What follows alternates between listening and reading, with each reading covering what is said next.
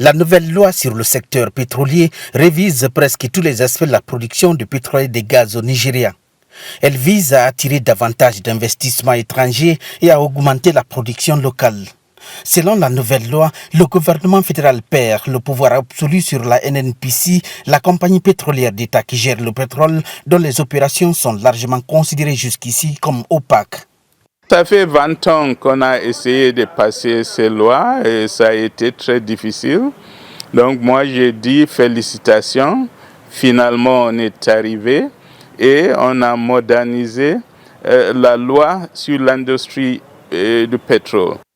Si cette nouvelle loi était attendue depuis des années, certains points provoquent des désaccords et des critiques contre les autorités fédérales.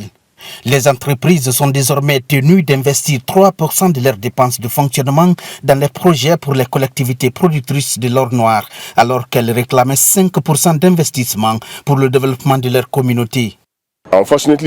Malheureusement, vous ne pouvez pas toujours avoir une loi parfaite et parfois il faut être patient. Si vous demandez 5% et que vous n'en obtenez que 3%, considérant les bénéfices en jeu, pourquoi ne pas prendre les 3% et commencer avec cela en attendant que les choses s'améliorent à l'avenir?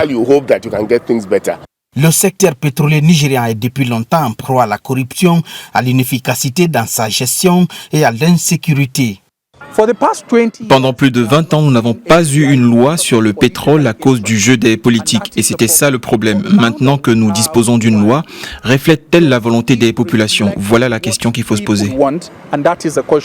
Le Nigeria est le plus grand exportateur du pétrole d'Afrique, mais ne dispose pas d'infrastructures permettant la transformation du pétrole sur place. Pour le président Muhammadu Buhari, la nouvelle loi est un acquis majeur pour son gouvernement.